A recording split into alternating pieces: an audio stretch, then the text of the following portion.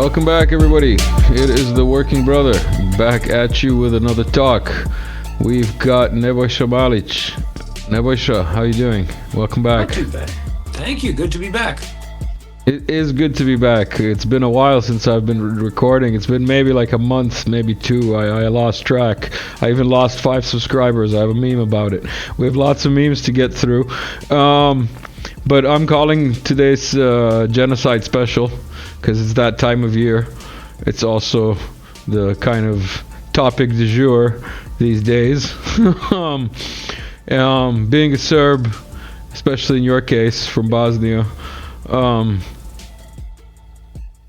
there are memories, the anniversaries that have happened recently since I last recorded, and also that there's that whole thing that happened in Srpska Krajina, also known as Croatia, which was like a practice run for what they will planned for the Donbass. So we've got a lot of genocidal stuff to get through this talk. This is a comedy show for anybody who's new here. Hi, welcome. I don't know how you stumbled upon this corner of the internet, but you're welcome. Nothing we say here has anything to do with reality. So with that intro, Nebojsa, how do you feel about the protesters that are back from their holidays in Belgrade? Well, some of them seem to be back from their holidays. Some of them seem to be still taking a holiday in their minds. They can't make up their minds. I think with every passing day, my theory, entirely non-humorous theory, that this was started by some agents of chaos with the aim of spreading chaos, and maybe if they can get to regime change along the way, great. Seems to have borne out because they don't know what they're doing. Nobody does.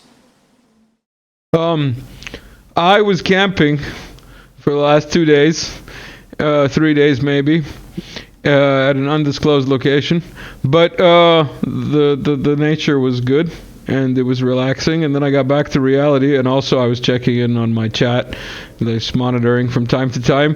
Greta Thunberg was in Belgrade. Yeah, she popped in, took some pictures, did her activism tourism thing, and then immediately, as soon as it became public that she was here, crossed the border into Bosnia, because I guess she can do more activism there and be in sort of a humanitarian safari, lest somebody here decides that they actually want to enforce the law and arrest her. I actually posted about her learning the Kolo or Oro in Macedonia, and as soon as I saw she was in Macedonia, I knew she'd be here very soon. It just so happened to happen when I was out of town, and the funny part is that, like, in her "I'm on the streets of Belgrade" speech, she's like, yes, I was in Macedonia and Kosovo, and now I'm in Belgrade. And I'm just like, bro, and like, no, that doesn't work like that, you know. But it doesn't seem to bother like any of the protesters. Oh, look, great, German on our side. Yeah. How did that work out in 41 or 14 or the 1990s? I mean, come on, guys, have some self-respect. I don't know what to tell you. I've got so many things to get through here. Let's start with the fires. Since that's popping out here. You remember the fires? They happened not long ago.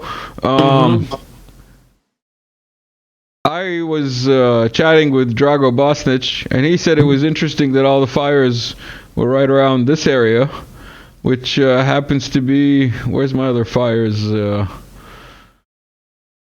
fires happened. Yeah. This area, which happens to be... Where is it?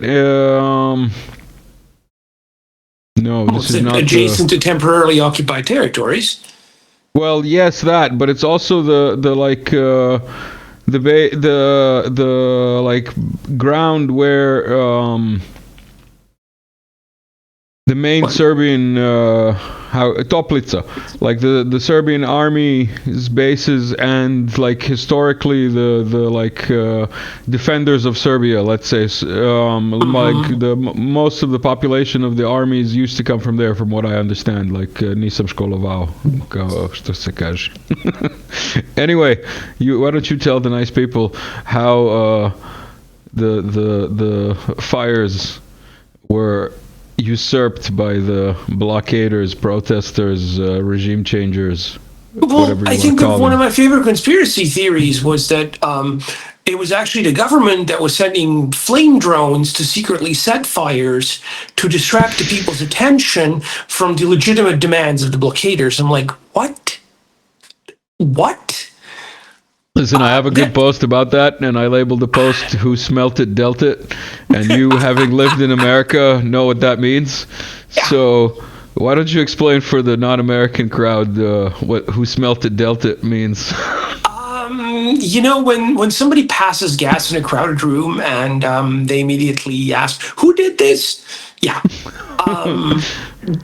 Basically, They're whoever probably notices. the ones. Well, basically, it's one of those whoever notices first is most likely the culprit. It's a video that was sent in classical like to exercise some of projection. Yeah, projection basically. This is a video sent in to like some of the like online pages of these cities and so on and so forth in Serbia, with like news that have started pumping all of a sudden. So like they all became very suspect. But the point is, these are citizen videos that are sent in, and like this guy even is like, I'm pretty sure that something fell from the sky in this video. So the thing is, like, being a drone person, hence Team Black Sheep right here, go look them up, not sponsored. Anyway, I immediately recognized, just like in the first video, the lady's comment was like, I'm not a conspiracy theorist, but like the regularity of the fires at like 100-meter intervals is very suspicious, and here there's the guy that basically films like a ground, like, there you go, something falling onto the ground and lighting from like nowhere. So it's not impossible that this happened. It's just it's hard to say who done it. Well, I mean, if we're going to use the Occam's razor, noticing, like, the first thing I noticed on the map is the proximity of the temporarily occupied territories. Why wouldn't you blame the people who have used drones in the middle of Belgrade, of all things? You mean match? With the flag? Yeah, like, I'm sorry, if the drone can carry a flag, it can carry a grenade, it can carry an incendiary. I'm not saying they did it, but if there were drones, you'd think you'd blame the enemy. But, look, for all of my many criticisms of the current government, it seems like there's this whole crazy, like a derangement syndrome. There's an expression that was coined for Russia by a colleague of mine called Russophrenia, like schizophrenia. The belief that Russians are at the same time all powerful and incredibly weak and inept at the same time. Yeah. So, like, they will never conquer Pokrovsk, but they will march into Warsaw tomorrow. It's one or the other, guys. So here we have the situation where, all of these people, anything that happens it can be explained by a triple blind play of the super powerful yet comically inept intelligence service. I'm like, what? No, man, like, I'm everything. sorry, but look, if you need epicycles to explain your theory of the universe, you're probably wrong. Remember what Copernicus said about the orbits and stuff? Like, the clear answer is not epicycles. The clear answer is that if the orbits are fixed and the Earth is one of the planets orbiting the sun, which was heresy at the time, I suppose. But the official science at the time was like, no. See, these planets do a little curly cues when they set up in heavens, so that's why their movements matched. It's epicycles. Listen, it's been a long time since I last recorded, and I don't really want to get into the flat Earth on the first recording back. But let's just say that Copernicus was not who we all were taught he was, and he also had ulterior motives, and All true, you know, fair enough, but my point stands. NASA is very suspect, and so on and so forth. But let's not get into like conspiracy theories that are. This is the genocide episode, man. Seriously, and I'm not wearing this thing. Now for more and I'm not topics. wearing this thing for nothing. Yes, but we still have to deal with. Oops, that's the wrong thing. There we go. We still have to deal with these blockaders, and the one who smelt it dealt it. Novi Sad blockade. You got it in English on the left and in Serbian on the right. I'm not going to read it, but here you can read my thing. And if you've been following Neprijatni on Telegram, like holy moly, that's all I'm gonna say. I could show you really disgusting and nasty pictures of like these plenums and these like university students who've been stealing university building property and like everything, including pots and pans and sleeping bags and everything else from each other and from the university, like monitors and screens and so on, and like keyboards and whatnot. I've seen pictures of these student squats, and they look about as squalid as one would assume. I mean, look, you know, when this whole thing started, when they called themselves the plenums, I was like, wait a second, I'm going to translate that into proper communist, and I called them student Soviets because that's what they were. They were basically a group of people who declared themselves, you know, we're a regional council, whatever. We're the student council of this particular school, and we are declaring ourselves in charge. That's what happened in Russia in 1917. That's what Soviet means. It's council. And so these people basically said, oh, well, we're going to start with the student Soviets, and then we're going to expand on the worker Soviets, and then we're going to have like regional Soviets, and then we're going to take power in direct democracy. And of course, nothing of the sort has happened.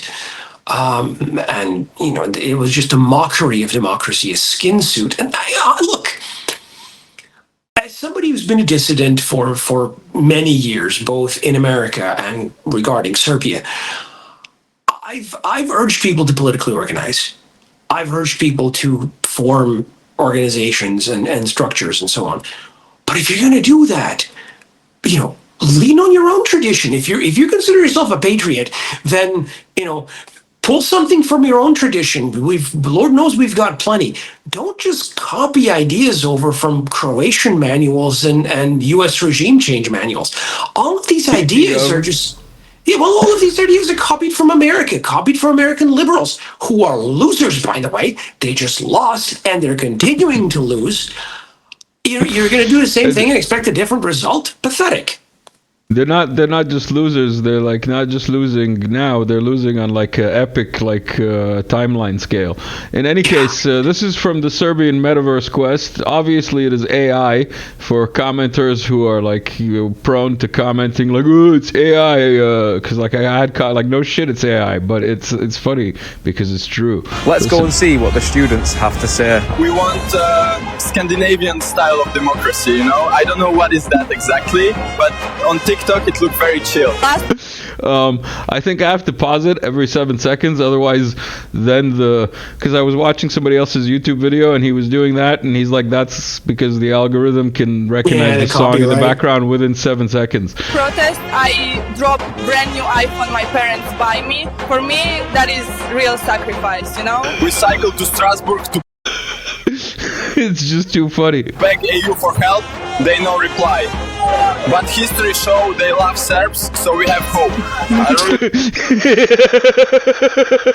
History shows they love Serbs, so we have hope.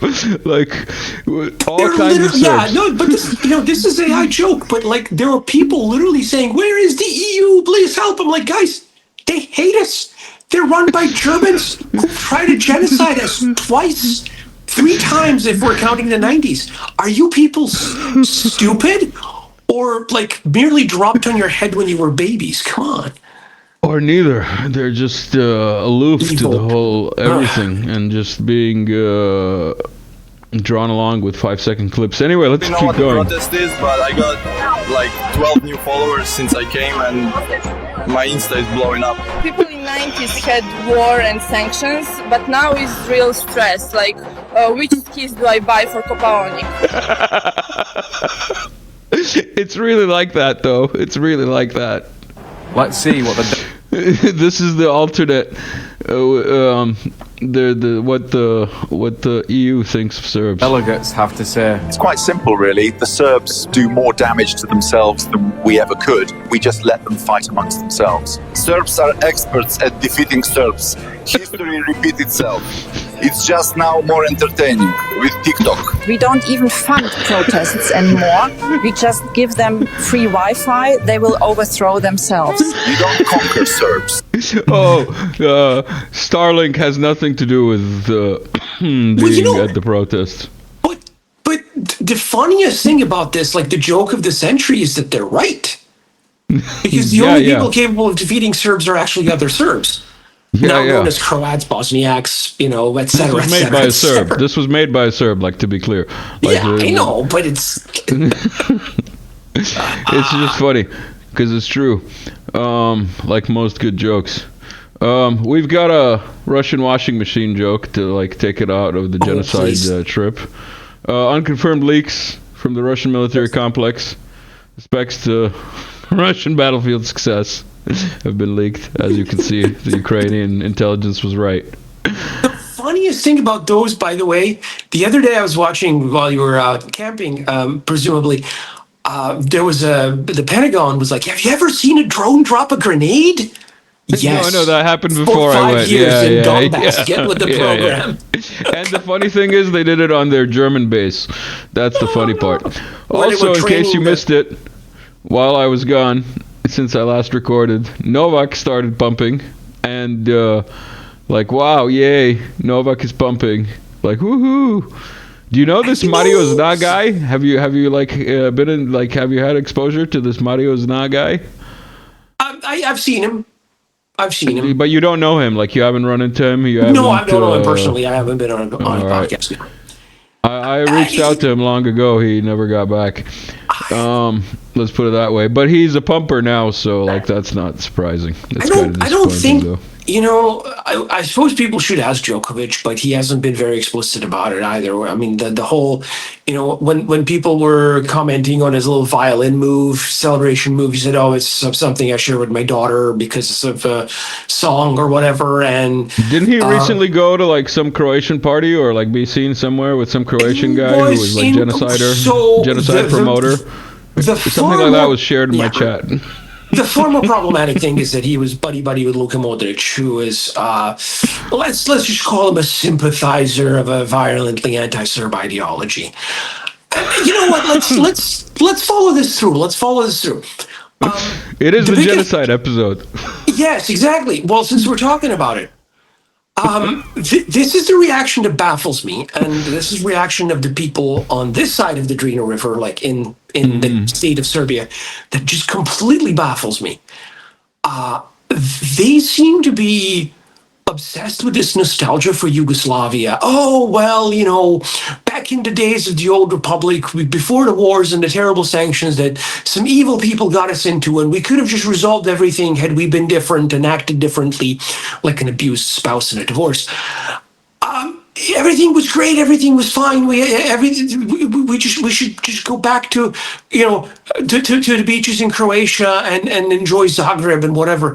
I'm like, they want you dead. They literally want you dead. They would like you to not exist. Now I understand why some people went willingly to get executed because they couldn't believe their neighbors were this evil. Believe you me, I learned at the age of 16. And since then, we're better friends, as the poem says. The who says? There's a famous epic poem, about Montenegro in the 17th century and how they dealt with their diversity problem. And how do you can enchant our audience with Montenegrin poetry? So I don't actually have a really good English translation. It's been about sort of a pet project of mine to try to pull some quotes from it. But at one point, the Turks send a letter to the Prince of Montenegro to bend the knee or face an army and promise him all sorts of things. And he says something along the lines of,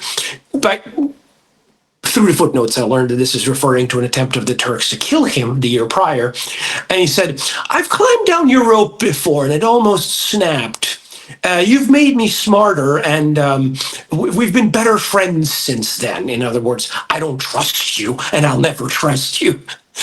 So yeah, we've been better friends since then is a sort of a euphemism translated directly from Serbian as to, yeah, I don't trust you at all. Montenegro being that land where Serbs lived, to be clear.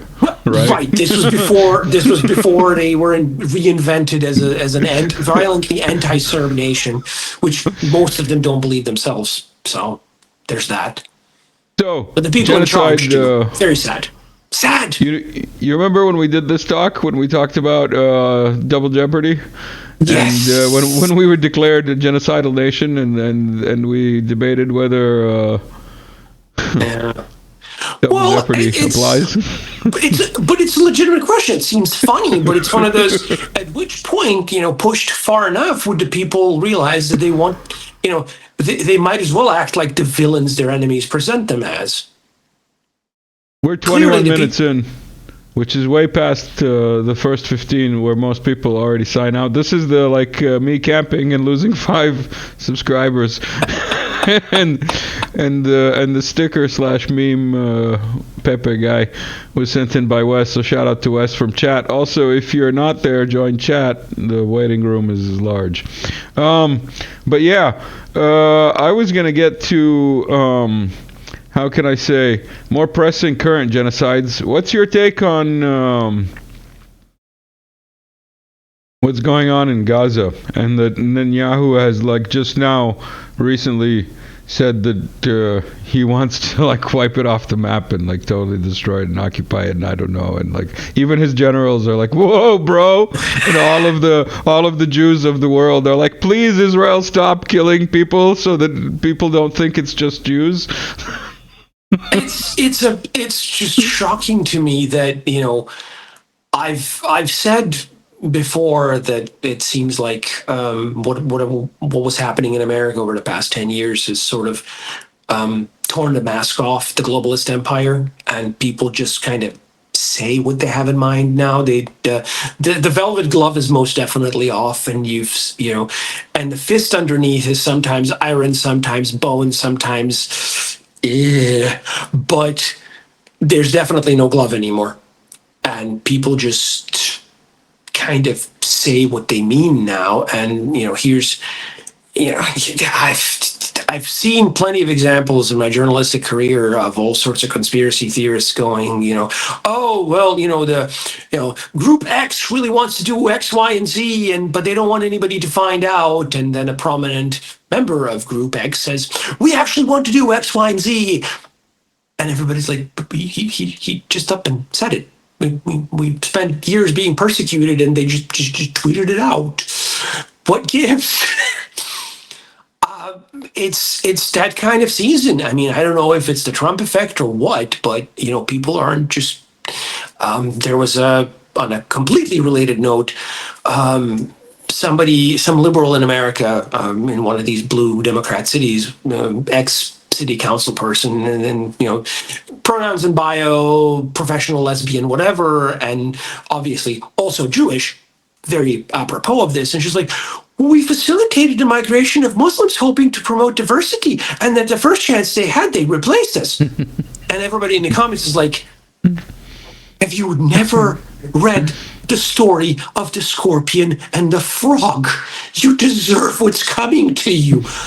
So, apropos the Gaza thing, 2 or 3 years ago, when this whole thing began with, the October 7 raid, people around the world might have been willing to say, well, this is horrible and Israel has the right to react, to respond, to whatever. And now that, everybody's saying, well, everybody in Israel publicly, you've got Israeli government ministers saying, oh, we need to flatten this place and expel everybody to Egypt or wherever, and build some, wait a minute, that's not revenge, that's not defense, that's ethnic cleansing. And the response you get, well, it's different when we do it. Actually, no, it isn't. If something is to be a principle, it has to apply to everybody. I've been on the record, and I've taken a lot of flack from all sides, because you can probably imagine having seen what I've seen in Bosnia. Hamas has no love for me. But I said, all I want is the same right of self-defense for my people in occupied Kosovo and places like that as the Palestinians claim for themselves, and the same right for self-defense when attacked as the Israelis claim for themselves. And both sides are like, no, you don't get that. All right, then. Well, I know where you stand. I was gonna pry open further into this complicated issue of you being a Serb Christian Orthodox from Bosnia originally, and being into journalism and knowing the whole story or the back ends of the Persian involvement and Hamas and so on and so forth, and Mossad probably, but let's not get into that detail. How do you tie that with your, let's say, humanity or sympathy or ability to empathize with Palestinians, as opposed to many, I'd say too many, Serbs who don't see the connection that, what's happening, like you outlined, to the Serbian people here in Kosovo and has happened throughout the 90s in various geographic locations, is the same that's happening to the Palestinian people since the 40s. You know what I mean?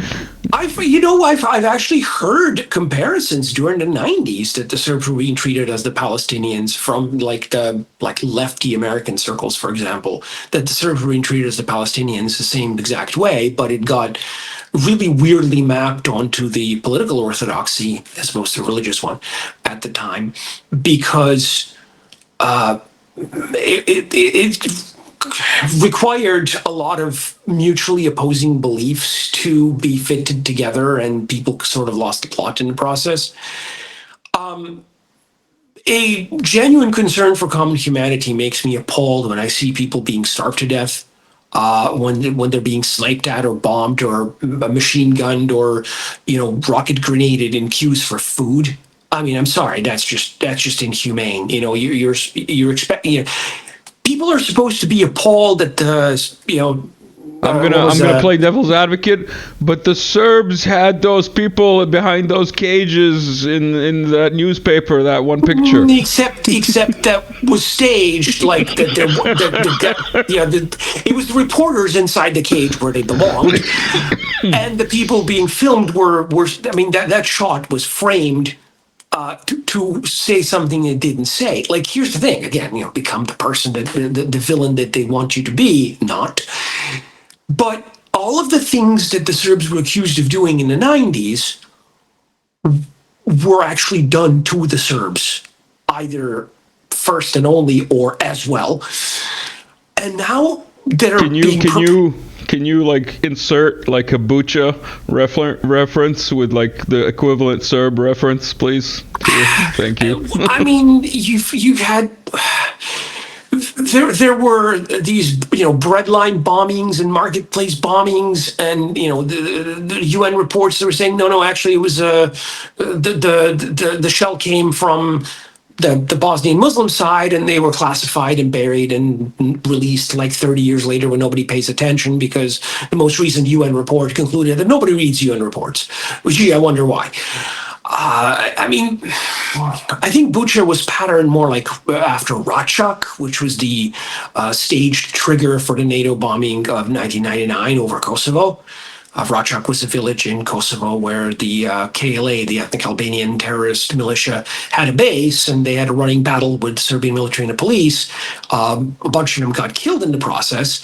And then these, Western observers showed up, made up of military intelligence officials, and they allowed the KLA to change the dead, to redress the dead into civilian clothing, and then showed up and said, "Oh, this was a horrible massacre. Serbs are at fault, and there must be bombing."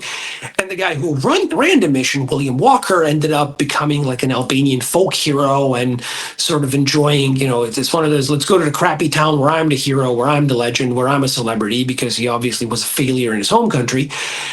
And And so in his dotage, he's being trotted out to support like Albin Kurti's Greater Albania. Even the Albanians themselves are like, yeah, no, we're not doing that.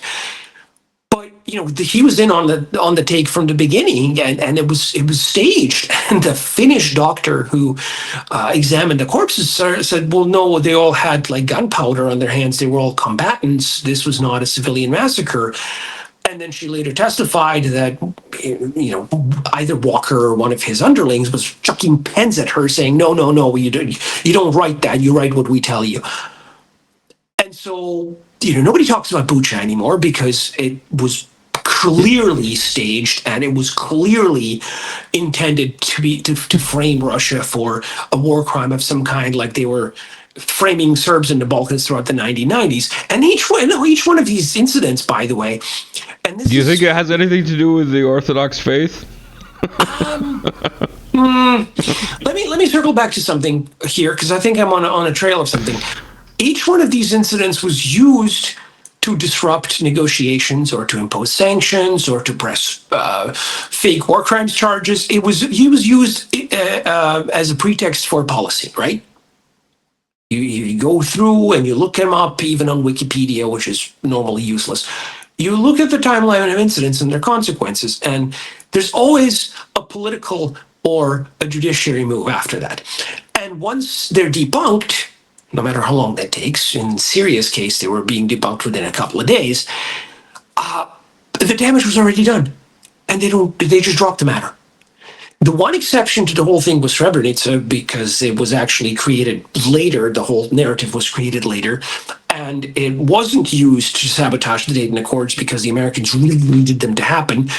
But it was used to justify retroactively changing them, which is an ongoing problem in Bosnia. They've got this issue with lawfare recently, and that's a separate topic. Which conveniently brings us to current events, if you want to get into that, which I'm sure you are much more attuned to what's actually happening, the details of, than I am. So, feel free to, clue people in who may not know what's actually happening now in Republika Srpska, part of Bosnia. Right. So long story short, right after this peace treaty ended the war, I'm going to try to be brief. I'm not going to do the King Rurik thing from the Putin interview with Tucker. All due respect to Putin as a historian, but we don't have that kind of time. So long story short, in the peace treaty that was signed in November 1995, there was a provision for this peace supervisor, like an international, not really a viceroy, but like a well-paid official, usually some European bureaucrat, who's basically theoretically going to be in charge of the peacekeeping mission. It was supposed to last a few years. Well, it didn't. In 99, when NATO attacked Serbia, they needed to pacify Republika Srpska, which was one half of Bosnia. And so they invented these special powers for this High Representative, which is a British colonial title, and essentially made him a dictator, completely outside the scope of the peace treaty, and supposedly gave him powers, even though that document doesn't exist, to change laws, fire elected officials, etc., etc. Just correct me if I'm wrong, but this guy is not elected by anyone, and also the central bank of Bosnia is not run by Bosnia at all, or any Bosnian. It's run by the EU or some shit, right? Well, so the Constitution actually specifically sets a court that is dominated by foreigners and inspired by the European Court for Human Rights, which is a recipe for disaster to begin with, and that the central bank is going to be run by somebody from abroad, which has absurdly worked out really well because it means the locals can't run up a huge debt or hyperinflation. Bosnia has been a rare success story in that respect, and they're still running on the German Deutschmark, which is not available anywhere. Right, their currency is the colonial mark that has remained like the German mark, and it's pegged to half a euro or something. That's insane. But anyway. That's the background. Now to the current events. Right. So what ended up happening is that they created this monster where this high representative is essentially a dictator and the country's a protectorate. They've recreated the Austro-Hungarian protectorate of the late 19th century, which, if for those who may recall, resulted in Gavrilo Princip putting a couple of bullets in a certain archduke on the street where I lived, by the way. And so That's what touched off World War I 111 years ago. Well, and this new guy, who's a former German agriculture minister, basically gets sent over without the UN Security Council approval. Normally, each one of these viceroys would at least get a pro forma vote. And they're supposed to be nominated by this ad hoc body called the Peace Implementation Council, which consists of like the US, its vassals, Russia, China, the UN, EU, whatever. But they didn't. And in order to maintain some sort of legal fiction, they said, oh, well, he's actually been nominated by the Peace Implementation Council Steering Committee, which doesn't have to do anything, it doesn't have to justify itself to anyone. Except the Steering Committee is actually an advisory body of the Viceroy, chaired by the Viceroy, so they can't appoint him. That's insane. So this guy has been basically illegal. The Russians and the Chinese said, we don't recognize you, and the West just said, fine, we'll just recognize him and he's going to run things. He's illegitimate, bottom line. He hasn't tried to use these special superpowers to fire the people in the Serb Republic, even though on paper he claims to have them. Oh, no. He has instead chosen to do what the Democrats in America try to do with Trump, to charge the president with some crime so that he would be disqualified from being president. And about 6 months ago, this fake court that was invented several years into the peace treaty implementation, that is not actually in the Constitution, that was supposed to try people for war crimes and such, but again, no constitutional authority, received a lawsuit on behalf of the High Representative, claiming that the Bosnian Serb president disrespected the High Representative by signing a law passed by the Bosnian Serb parliament, the Skupština Republika Srpska, that he disapproved of. And that the editor-in-chief of their official gazette also disrespected the High Representative by publishing it. And they were both charged for essentially lèse-majesté. And of course, the president ignored the lawsuit. Some lawyers acting on his behalf went and contested the case, and the judges were like, well, it's completely immaterial whether he's legitimate or not. We're proceeding from the assumption he is. And the lawyer's like, well, you can't. He's not. Anyway, the court says, yes, he's obviously guilty for doing his job under the Constitution. The lawyers appeal. He ignores it. The lawyers appeal. And the appeals chambers the other day said, yeah, no, this is a legitimate verdict. He's disqualified from being president, and there has to be a new election in 90 days. He comes out and says, I don't care what you guys think. I don't care about the fake German. I don't care about your fake court. I don't care about any of this stuff. I was elected under the Constitution. I'm defending the Constitution. Come at me. The Hungarians chimed in, which I thought was interesting. Even before official Serbia said, oh, yeah, we're against this. We condemn this for destabilizing the region. But yeah, Hungarians are like, no, we're going to be against this. And they're a member of the EU and NATO, and they might have some pull in Washington as well. And I'm sort of waiting to see what Washington will do, because this is sort of a poke in Trump's eye, trying to, use lawfare against people when he's explicitly against it because it was done to him. But there's just the sheer nerve of these people who are like, yeah, no, we're going to use lawfare against you and try to get you on a process crime. And then these pathetic toadies of theirs in Serbia and in Bosnia are like, oh, but they were putting a person on trial, and why do you care? He's just a corrupt individual. No, you idiot. He's the president. You wouldn't recognize a constitutional order if it punched you in the face, clearly, because you don't recognize it being violated. And so this is supposedly the European Union that practices freedom, democracy, and all this other garbage that is... But then again, why are we shocked? These are the people who basically annulled elections in Romania because they didn't like the candidate who was running. They're trying to jail the French candidate for president so she can't run because she's going to win. They're trying to ban one of the most popular political parties in Germany and create this unnatural coalition of, imagine, the former government and their opposition being a government together. And this is like... There's a good Serbian phrase, and the English translation escapes me, but like unnatural, bedfellows here just so that these guys can't be anything because, oh my God, they're Nazis. Shut up, you idiots. Tucker Carlson had their number. I mean, I'm very biased towards Tucker, but that interview he did with this German journalist and they just ritually humiliated the guy. And it's like, you guys get off on this. You're masochists. My brother sent me that and he said, watch it. It's really hilarious, but I didn't have the time yet. But I'm planning to watch that. It's 2 hours of Tucker humiliating the German guy, and it's like you're watching a BDSM performance that's actually PG-13. It's amazing. The what's it called? The comments were turned off on the build post. I bet they were. Yeah, by the way, everybody who's still here, hi, welcome. Thanks for sticking around. Good to be back. You know the drill. Totally actually independent. I don't beg for money often, but you know the links are there always, and you can always buy me a coffee or become a patron. Everybody who has been a patron and has bought a coffee, thank you.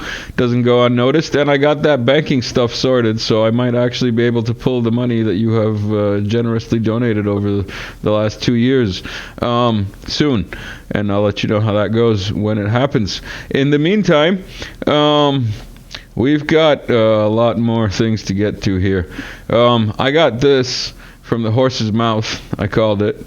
Let me find it here.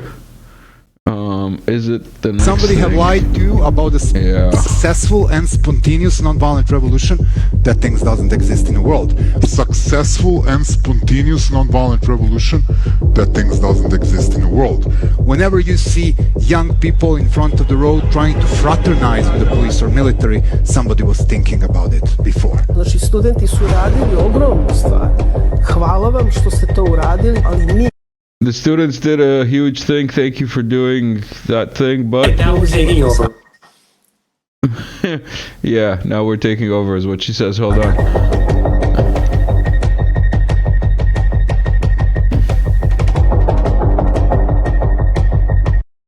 CERTA, Center for Research of whatever the line is. You think they were doing lines when they thought of the name? You know, I haven't thought of that. That's somebody a good one. Yeah.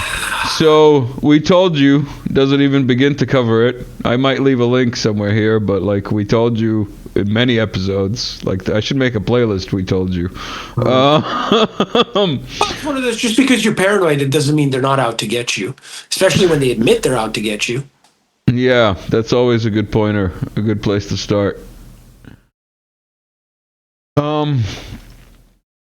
What else have we got here? The blockaders exposed themselves. Oh, this is from let's mention their relationship to the actual event that's being commemorated, the 1995 Croatian operation. Blockaders Bund. Yeah. This? Well, yeah. This is what you were talking about? How they're trying to pin what happened on the current government in Serbia? Well, it's not just the current government. They're trying to do moral equivalence. That's the thing. They're like, oh, well, you know, it's our corrupt politicians' fault that this happened. Had they done better, it wouldn't. No, it's not. We have Here's Americans. the text from Bund as you talk. I'll leave it in the background for people to read.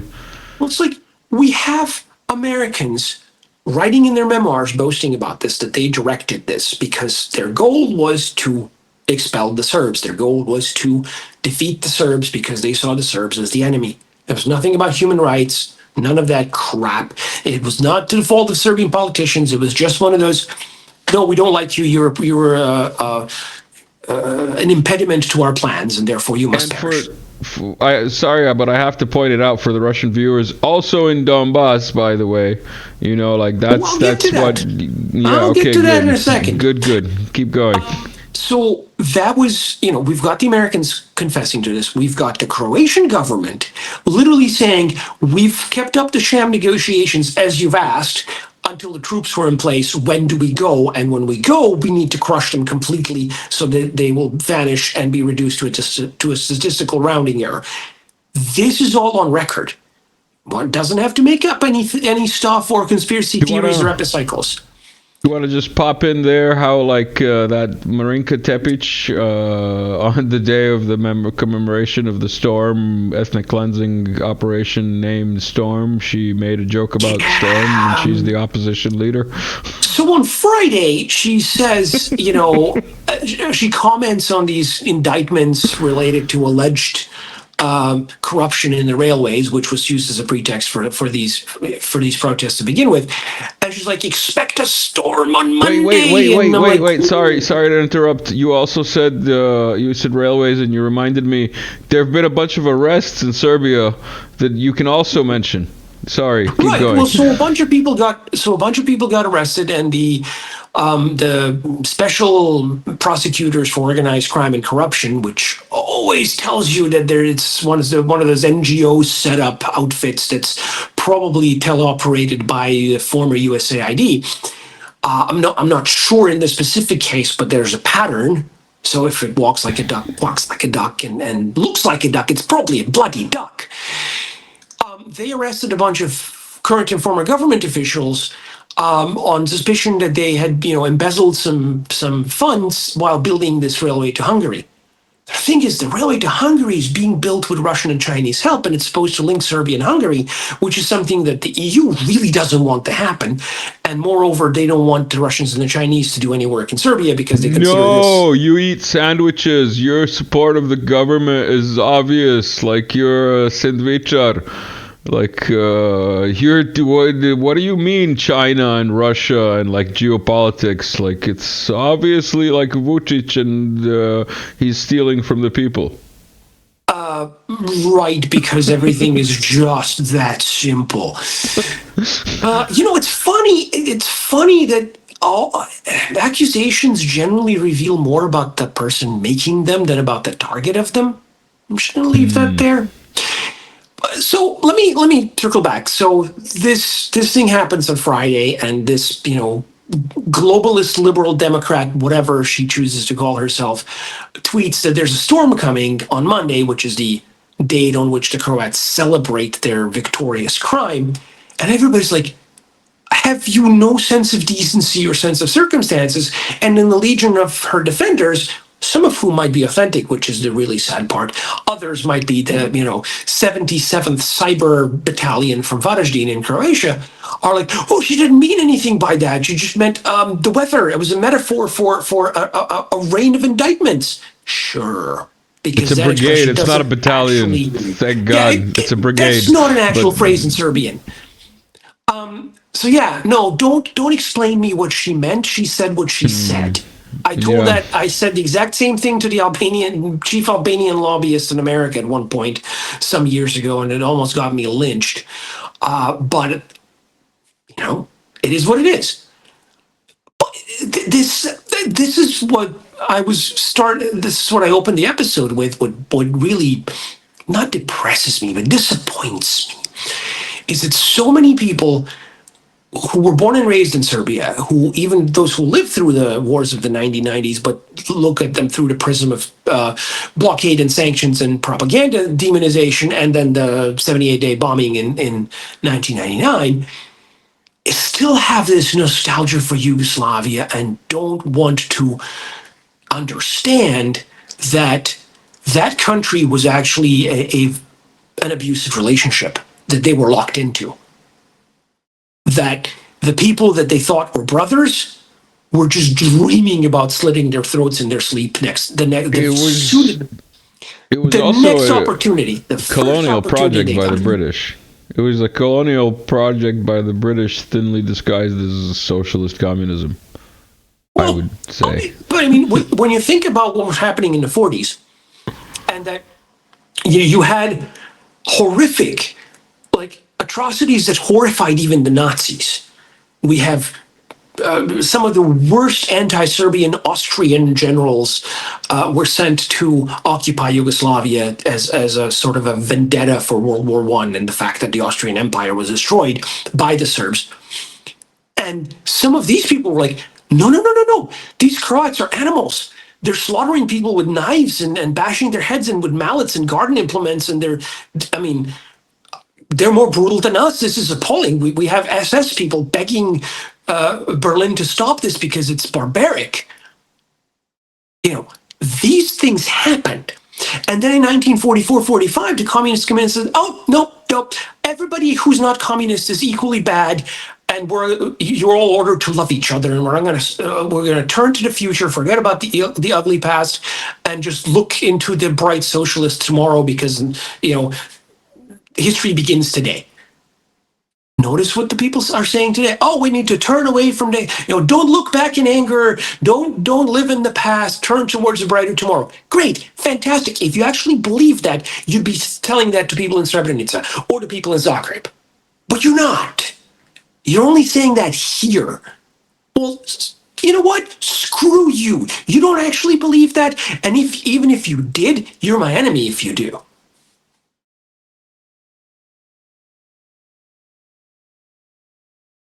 I'm just looking at my list of things that I missed while I was on my weekend away here, and we covered all of them, and some of them I think I better not pop up here because they're phrased in Telegram language, which is not YouTube language. If you're not subscribed to me on Telegram, and if you don't have Telegram, then I don't blame you. But if you do have Telegram and you're not subscribed to Working Brother there, I don't know why. I really don't understand. Also, I don't know what to tell you, Mr. Malic. I got a meme here. It kind of goes with this post. But let me zoom out a bit so I can get it on screen. Come on. Go there. Go up. Oh, good old network. Why won't it go up? There we go. The news used to tell you that something happened. Then you had to decide what you thought about it. Now the news tells you how to think about something, and you have to decide if it even happened. Which is... It's funny because it's true, though.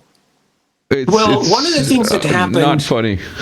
Well, scary. Well, one of the things that happened while you were gone is that we found out officially, we got official confirmation that Russiagate was a hoax all along. Now, I've known this. I've covered this from the very start, and you know, I put my neck on the line in America to argue that, you know, the CIA and the NSA and the Director of National Intelligence and the entire spy network there were full of shit, pardon my language, and were framing the sitting president who were acting unconstitutionally. And you know, the CNNs and the New York Timeses were giving each other awards going, yeah, this was totally real and this totally happened. And when they were asked what actually happened, it was, well, Russia hacked our democracy. How? What? None of the 6 questions, you're not answering anything. You're giving me a phrase. And that's it. It was an emotionally loaded phrase. Now, okay, fine. You know, if you're in the rest of the world, you don't care about Russiagate, right? I mean, it's something that Americans did to each other. It's a big scandal in American politics. Why should you care? You might not even like Trump. Here's the problem. You're telling me that there's corruption in the West? America? I know, shocking. But here's the thing. Even if you don't care about Trump or American politics or the American Constitution, because plenty of Americans don't, the fact that we almost got World War III, because Russiagate caused this Donbass thing to go nuclear, almost. Like, we've got just about nuclear missiles flying because... Not only that, but let's not forget all the attacks on nuclear infrastructure and all the attempts at dirty bombs and that conspiracy, which probably is true.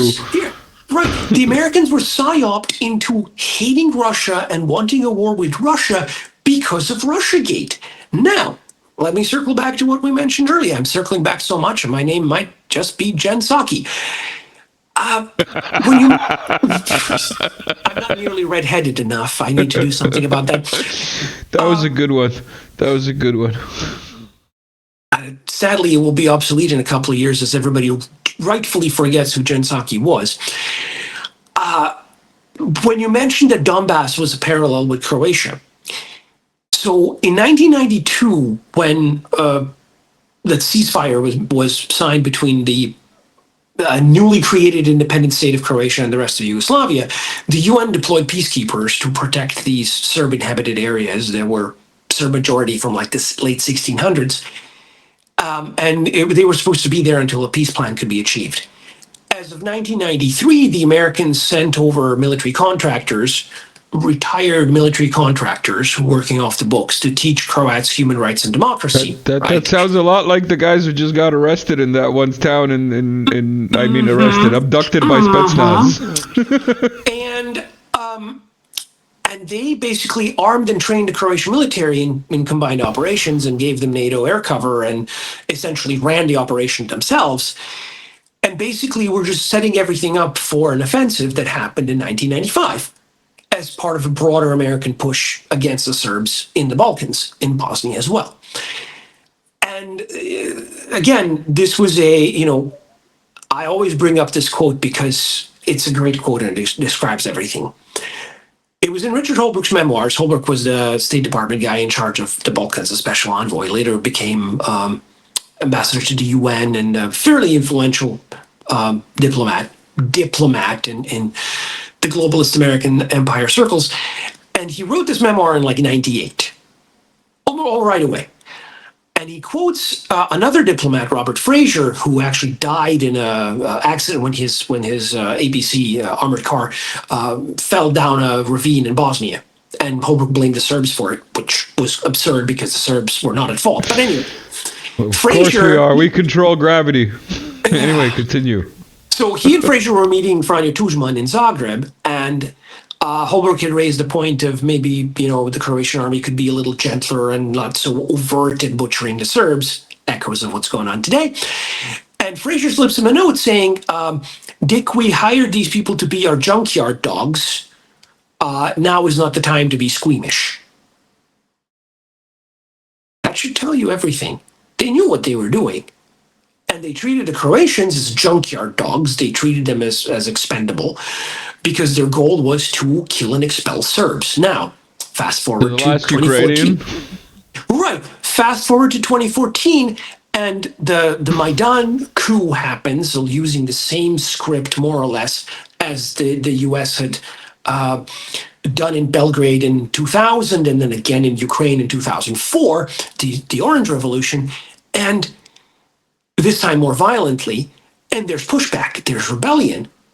And here come these, NED, CIA, USAID trained non-governmental cadres who are like, Putin is Milosevic, Russians are Serbs, Donbass is Krajina, crushed in the same way, use the same policies.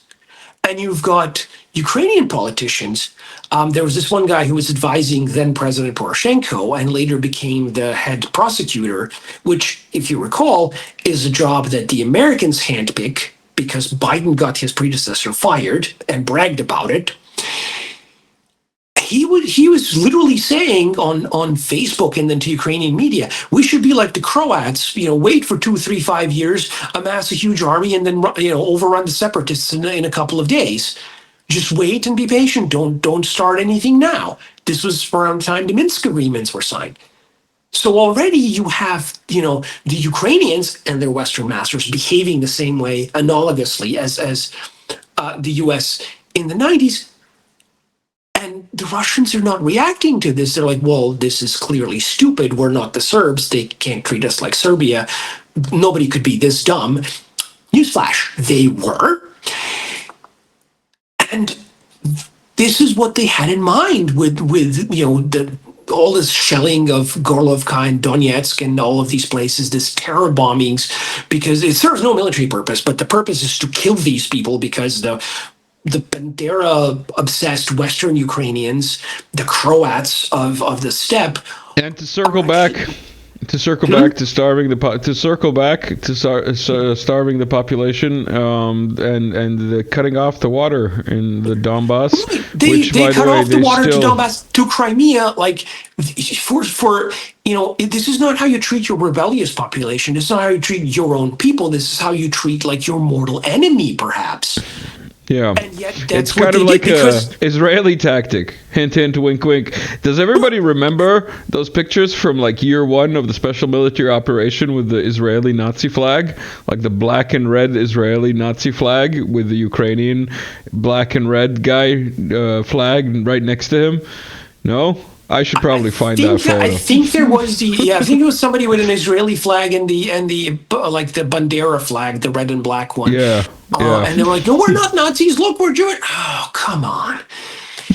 And this entire Western press that from like 2014 onward to 2020 was acknowledging, however grudgingly, that there were maybe some elements that might be adjacent to the far right in Ukraine, but they're marginal and they're problematic, and maybe we should pay attention to them. While Ukraine is obviously still good and the Russians are obviously still bad. All of a sudden, the moment a special operation starts, no Nazis in Ukraine, it's all Russian propaganda. This is what from your own paper 2 years ago, 5 years ago, 10 years ago. Are you saying you lied then? Yeah, that's what they're saying. And you're just expected to ignore it. Again, what the meme said, you're supposed to, they tell you what to think and you're supposed to decide whether it actually happened or not. Well, we keep getting accusations that Russia's genocidal because they killed, 2 civilians died in the worst bombing ever. From Copernicus to today, a lot has been manipulated with. But again, and this is why I keep telling people I'm ashamed to say I'm a journalist, because I wandered into journalism. It was an accidental thing. And I ended up staying, and I ended up disdaining it for the longest time because I hated the methods and the sources and the ways things were done. If you only knew how sausage is made, you would never eat it. But I've stayed with the profession because I think there are aspects of it that are redeemable. Because, again, it does serve a societal purpose. And we've seen the dark side of citizen journalism these days. When people put forth... Sell out? Well, not just that. That is, Let me give you a top tip for navigating YouTube. If somebody comes up with a ground news commercial, they've been bought. If somebody's promoting an app that's gonna tell you what the medium and the neutral view is, then when someone's telling me what neutral is, like, no thanks. Well, so here's the thing. In human societies, people can't really do everything by themselves.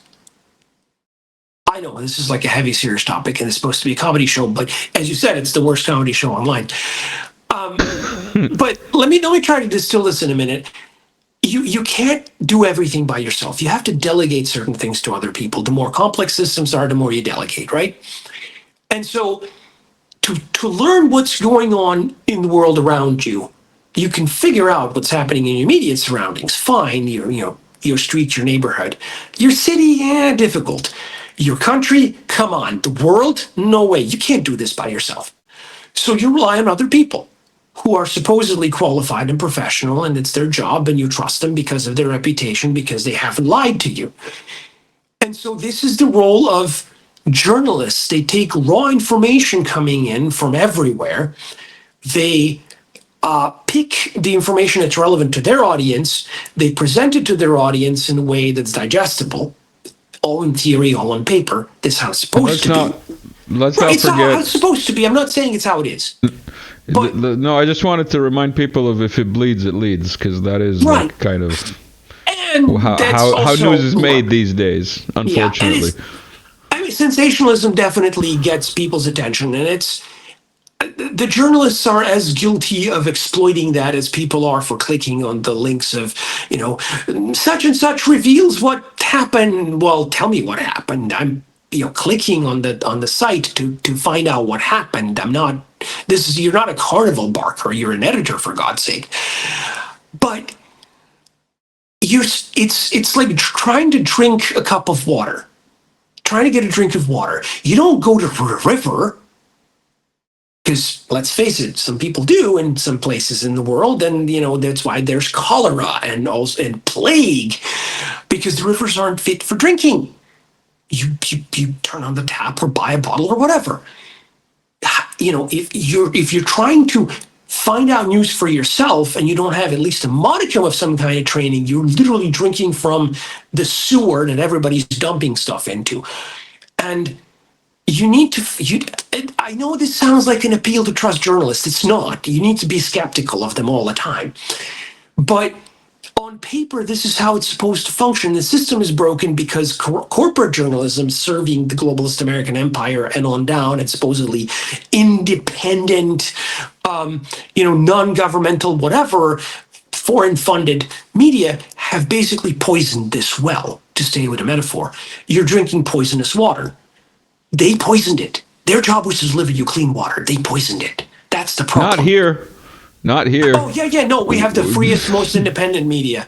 We've got competing I'm not saying sewers. here in Serbia. I'm saying here, specifically here, a working brother, it's just me and no sandwiches or USAID accepted. So, zaokružite broj 7. Yeah. Get brother a coffee. Somebody give him a coffee stat. All right. Continue. Sorry. I had to make that of course. Well, again, I spent years and years and years as a blogger dealing with Serbian issues, flagging fake news. One of the people I worked with, collaborated with, a great mathematician, actually figured out the anatomy of the most infamous fake news hoax, that Tom Hanks endorsed Serbian Kosovo. That was a huge fake news. It was sort of a test balloon, trial balloon to see. I'm not aware of this Tom Hanks Kosovo You're not aware story. of it? Oh, I thought everybody knew about the Tom Hanks story. So go on. It was posted somewhere on Facebook, I think, or in one of these indie sites that Tom Hanks had endorsed. I know. This was 10, 15 years ago, before social networks had conquered everything. But it was in an interview with E! Network, Tom Hanks said that Kosovo is Serbia, and then they put in little tidbits of actual truthful context, like his wife Rita is Greek Orthodox, and therefore he's an Orthodox brother, and so on and so forth. And of course that makes sense, and it sounds like it could be true, and it should be true, and therefore people believe it is. Here's the problem: no date, no show name, no video. This was a time video was trivially easy to find. If he said this, why is there no video? This was before AI could manufacture video of somebody saying something. So now it's the other way around. If you see a video that looks too good to be true, it might be too good to be true. We don't know. That's going to be the next big thing of fake news. I was watching, considering you mentioned AI, while I was away, I watched 2 videos regarding AI. One, at the beginning, it said no AI was used in this video. I should put that up often. I should make a pop-up that says no AI was used in this video, because there was none. It's all me. And the other thing is that how you and I, our generation was the first to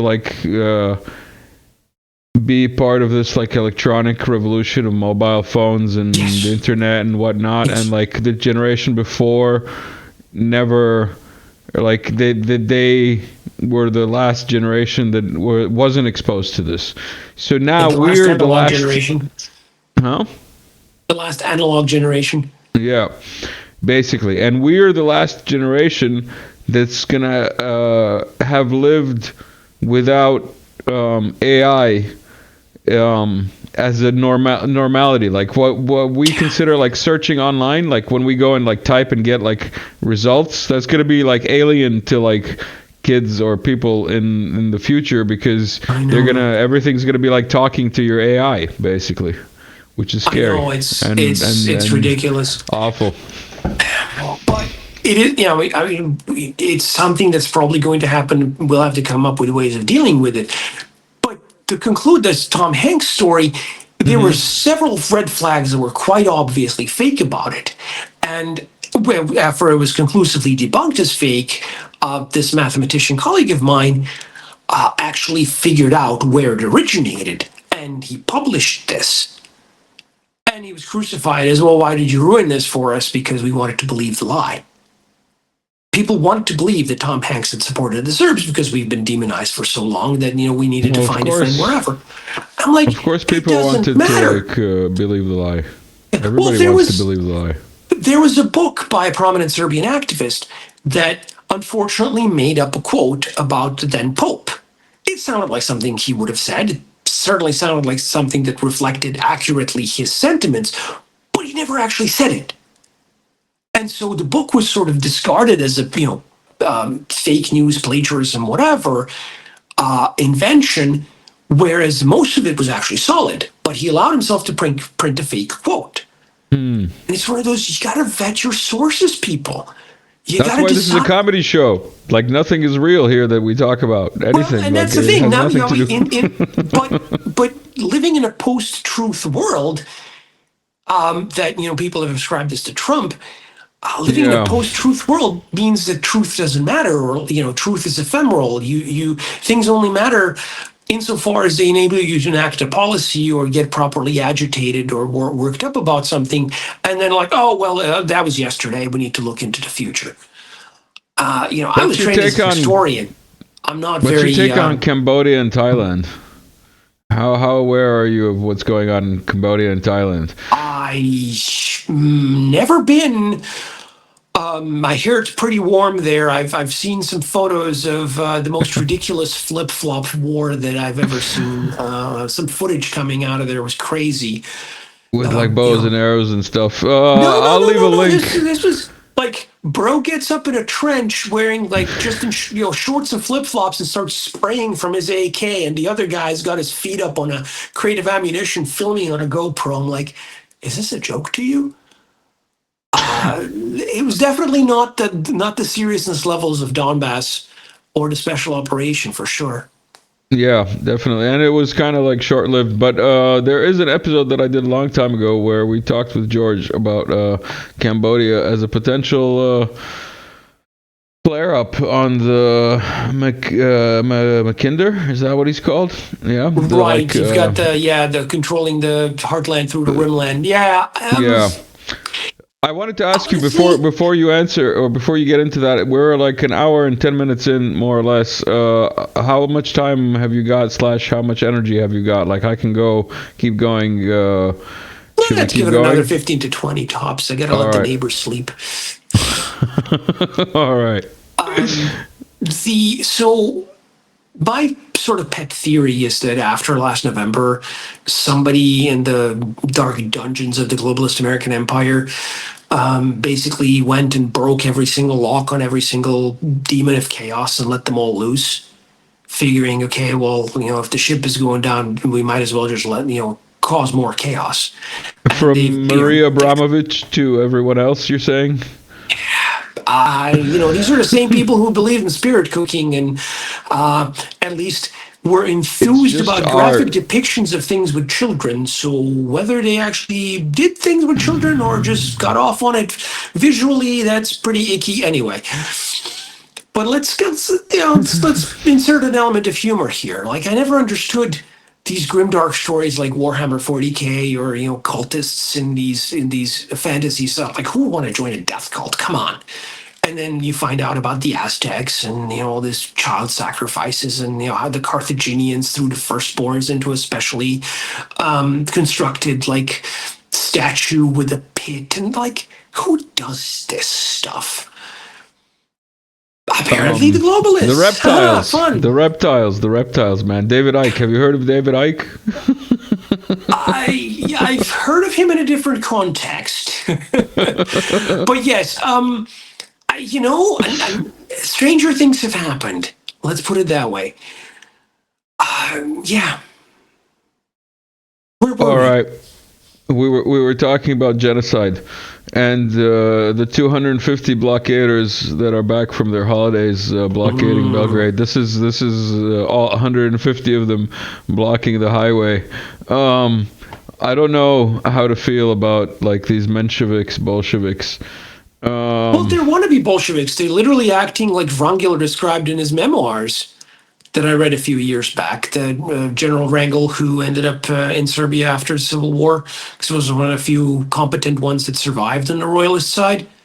And he, in his memoirs, he wrote about the chaos that was unleashed after the emperor abdicated, that, Kerensky was weak and he let loose all of these the dregs of society that wanted to be on top.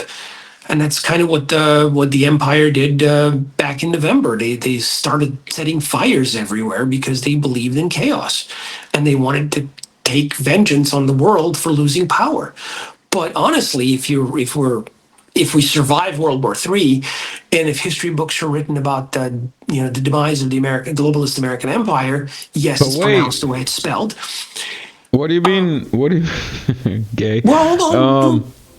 Yeah, it's pronounced the way it's spelled. Sound it out, the acronym.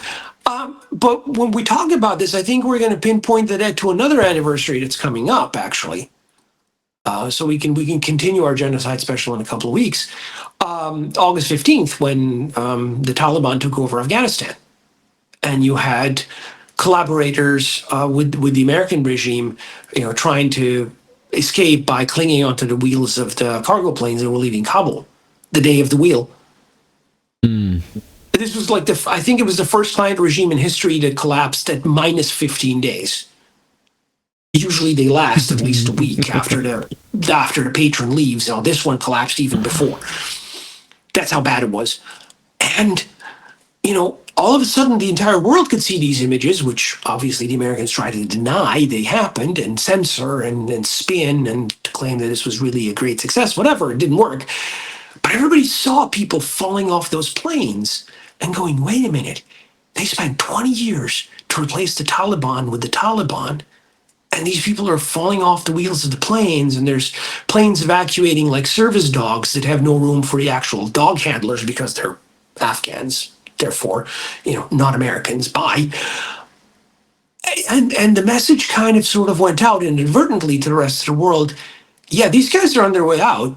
And I think from that point onwards, everybody, like American enemies, started scheming how to change the status quo by force. I'm sorry to interrupt, but that whole dog handler image that you relayed, let's say, gave me vibes of Goyim, and then that kind of attitude, let's put it that way, lightly, in this comedy show that has nothing to do with reality. But I think we can bring the conclusion to this to that specific issue as well. Can you imagine Netanyahu or Ben Gvir or Smotrich or any of these other cabinet members saying these things 5 years ago? Not because Biden was in charge. Biden was never in charge, but because at that time you were still supposed to pretend. At that time there was still the illusion of the globalist American empire running things. After the day of the wheel, that illusion was shattered.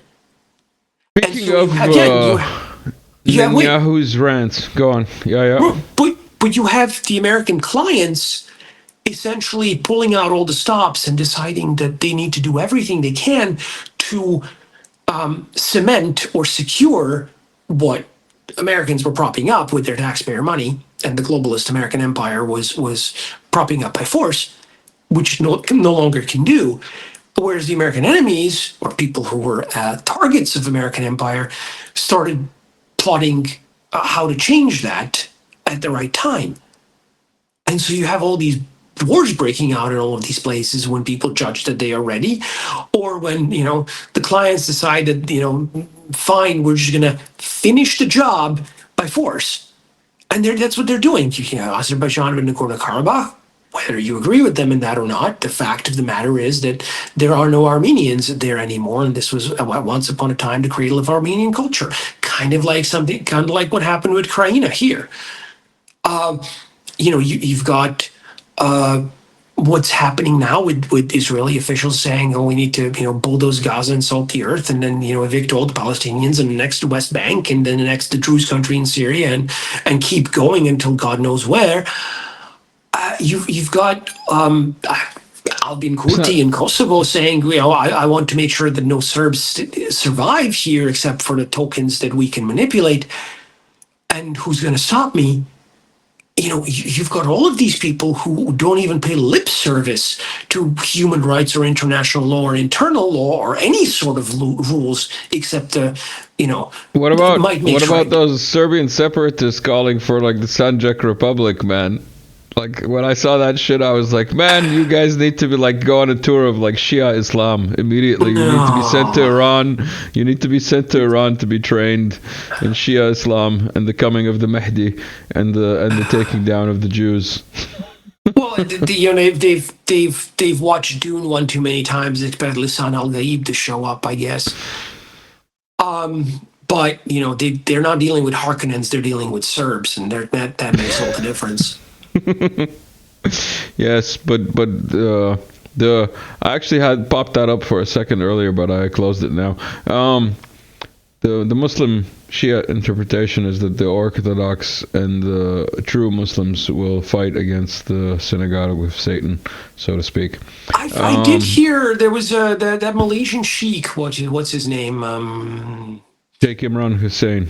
Yes, that's I've heard him argue that pretty convincingly, actually. Yes, yeah, that's one good source, and a lot of Shia beliefs lean that way. The Sunnah are a little more confused, kind of like the Catholics.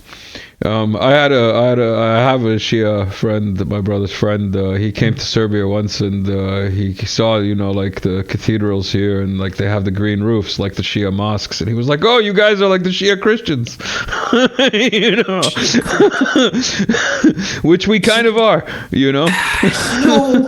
I've once used that parallel when I was talking to some Mormons in America. I had been friends with this offshoot of basically a spin-off branch of early Mormonism. The people who we know as Mormons actually split off from that original church because they believed in the leadership of this one preacher, whereas the people who stayed behind with this group believed in the children of their prophet. And I said, "Oh, so you're like the Shia Mormons." They stopped trying to convert. They stopped trying to convert me at that point. I don't know why. That's funny. But yeah, the Shia Mormons. I think we're gonna round this off with a movie recommendation. Lepa Sela, Lepo Gore, also known as Pretty Villages Burn Pretty, or Pretty Village Pretty Flame. I think it was Pretty Village Pretty Flame. They were trying to make a punchy headline, but it didn't quite work in translation. There's a famous line in the film that one character says to another that good-looking villages make for a good bonfire, and the ugly villages are ugly even when they're on fire. Because during the Bosnian War, a lot of people, Serbs and Muslims, were burning each other's villages, and this goes back to the 1940s and the blood vendettas of that time, and possibly even before, generationally. It's inadvertently, it's one of those, this is the anti-war movie that supposedly Verhoeven set out to make with Starship Troopers and didn't. They try to make an anti-war movie which would lampoon the war from the perspective of like the Belgrade liberals, and ended up making kind of war look cool in comparison. The Belgrade liberals look kind of pathetic.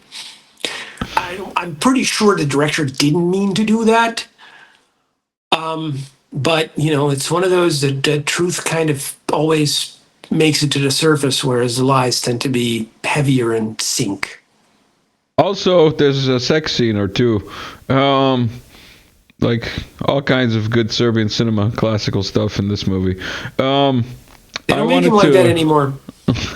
They don't make him basically at all anymore.